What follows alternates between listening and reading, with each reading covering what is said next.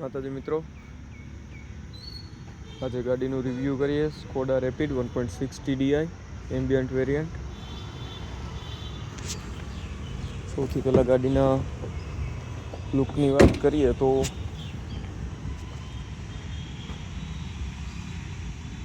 કંઈક આવી દેખાતી ગાડી.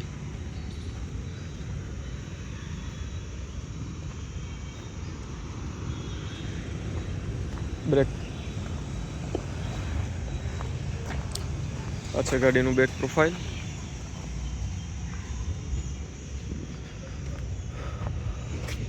Side profile.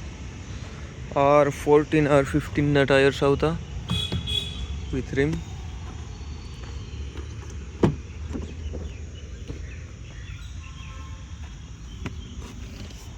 અંદરની તરફ જોઈએ તો ડોરમાં તમને lock unlock, rear view mirror controls, 4 window lock. Boot અહીંયાથી તમે ઓપન કરી શકો. બૂટ માટેના 2 ઓપ્શન્સ છે. બૂટ તમે અહીંયાથી પણ ઓપન કરી શકો અને એની કીમાંથી પણ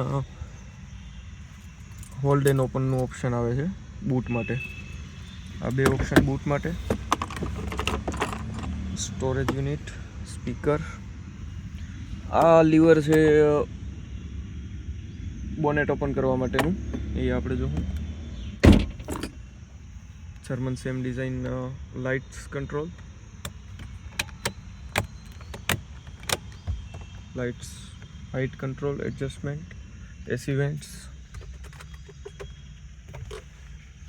એસી control units, can holder, storage unit, gear knob, display, music control માટે ડિસ્પ્લે આવતી. CD પ્લેયર છે, SD કાર્ડ ઇન્સર્ટ કરી શકો અને AUX કેબલ ઇન્સર્ટ કરી શકો, એ ટાઈપનું સિમ્બલ. ત્યારબાદ ડેશબોર્ડમાં વાત કરીએ તો આપણે RPM મીટર, સ્પીડોમીટર આવે છે, ચેક લાઇટ્સ ને એ બધી. અને સેન્ટરમાં આવશે તમારે ટાઈમ, ટેમ્પરેચર, કેટલા કિલોમીટર આવેલી છે એ બધી વસ્તુ.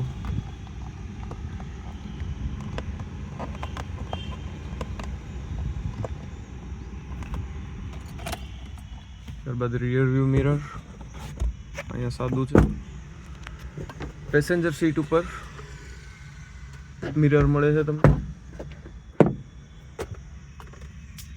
હેન્ડ બ્રેક અને સ્પેશિયસ છે ગાડી.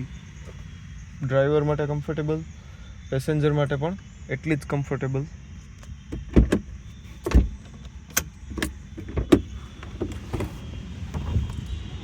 Seats 2 control.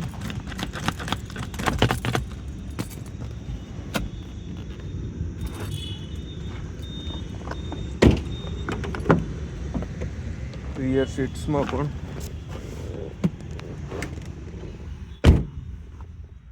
બહુ જ સ્પેશિયસ. જો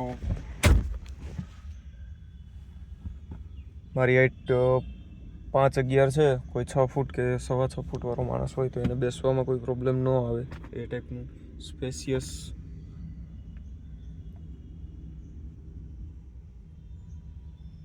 rear AC vent, cup holder,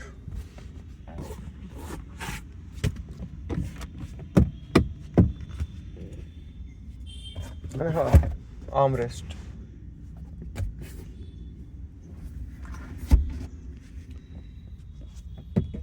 lights.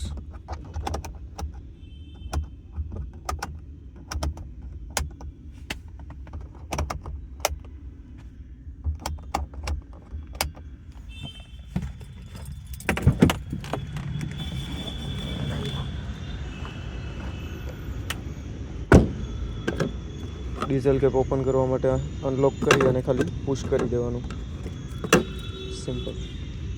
Boot open કરવા માટે આગળ ડોરમાં બતાડ્યું હતું એ રીતના પણ, અને કીને હોલ્ડ કરી રાખવાની, ત્યાંથી પણ થઈ શકે.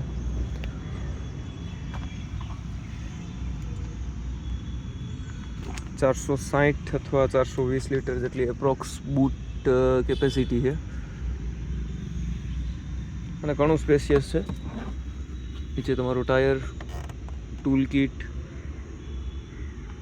એ બધી વસ્તુ આવી જાય. લાઇટ્સ બૂટમાં અહીંયા આપેલી છે, ક્યારેક ચાલુ થાય છે ક્યારેક નથી થતી.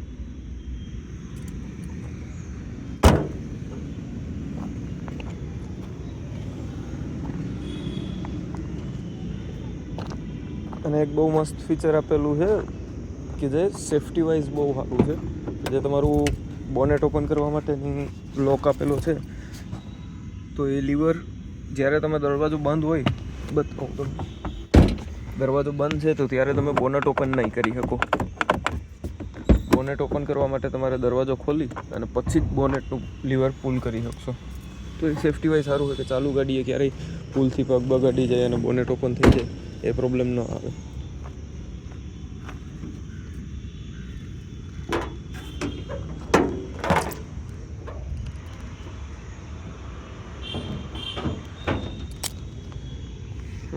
બોનેટની અંદર 1.6 લીટર 1600 સીસી 2013માં 1600 સીસીના એન્જિન આવતા.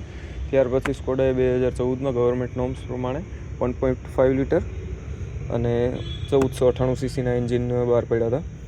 આ ત્યારનું 1600 CC diesel engine, turbocharge, TDI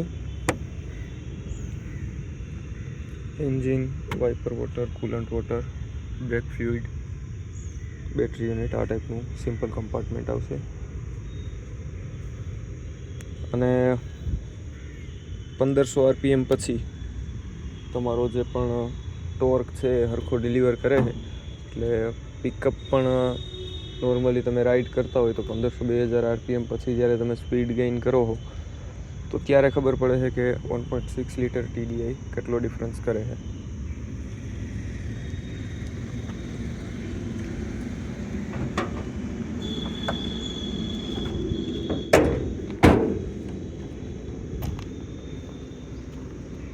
આ હતી આજની આપણી ગાડી શાર્ક ફિન એન્ટેના.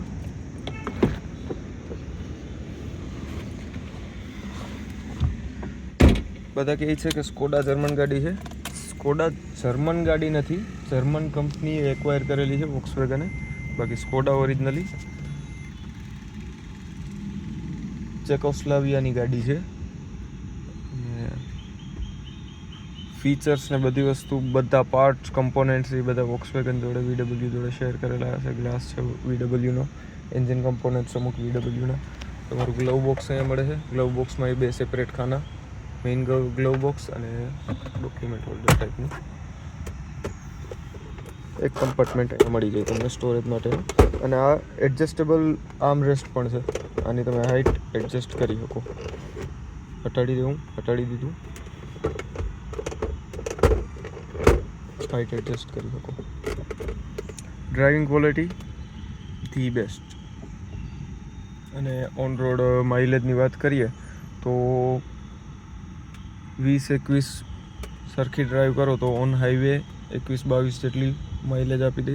સિટી રાઇડ્સમાં 17-18 થી 20 જેટલી એવરેજ નોર્મલી આપી દે છે.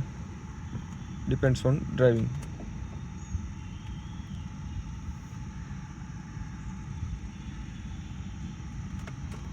અને અવાજ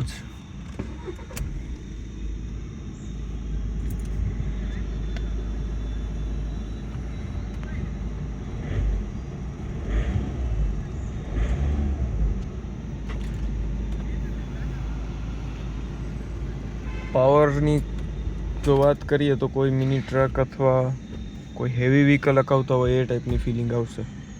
4 સ્પોક સ્ટેરિંગ વ્હીલ્સ આપેલું ત્યારે.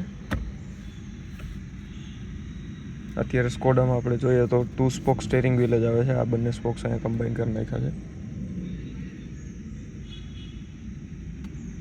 બસ તો એટલું હતું.